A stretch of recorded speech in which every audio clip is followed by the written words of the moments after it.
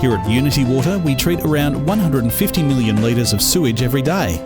That's the same as 60 Olympic-sized swimming pools. Imagine what would happen if we didn't treat it and clean it.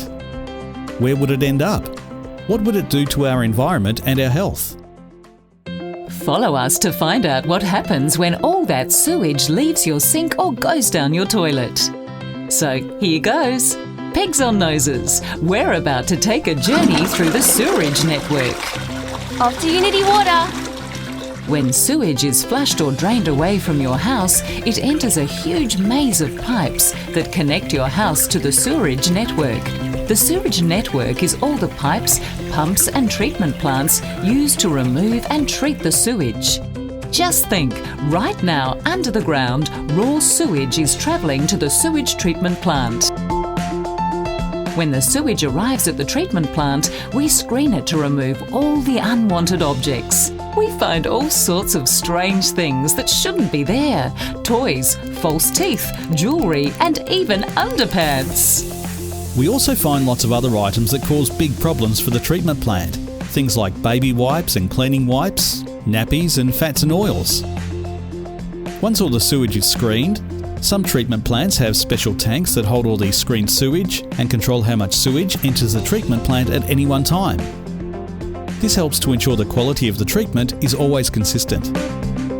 When the sewage is released from the holding tanks, the treatment process starts. Sewage treatment is one great big science project. It's a complex process and we can't do it alone. We need a bit of help from our friends, the friendly bacteria. Fortunately, these happy, hungry guys love all the organic matter in the sewage that we want to get rid of. In fact, it's their favourite food. That's right. These guys eat all the carbon and reduce the amount of phosphorus and nitrogen in the sewage that can impact the health of our waterways. So we feed them in huge bioreactors filled with lots of oxygen.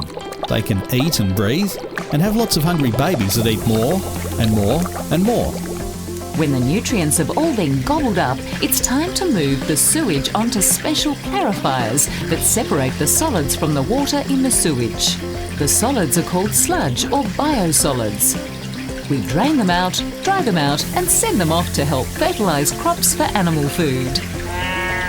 Some of the friendly bacteria that are left get a little break, but then get sent straight back to work in the bioreactors for more gobbling. And the remaining water is our treated sewage. It's now called effluent and it gets sent on to be cleaned and filtered again. By now, our treated sewage is looking pretty good, but we need to make sure it's ultra clean.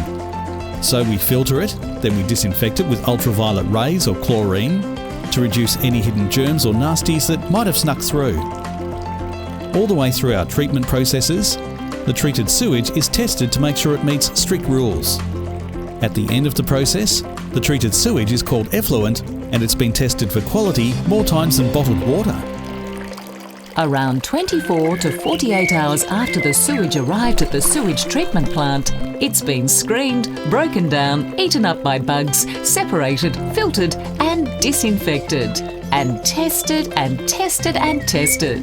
It's now clean, treated water, ready to continue on its journey through the urban water cycle.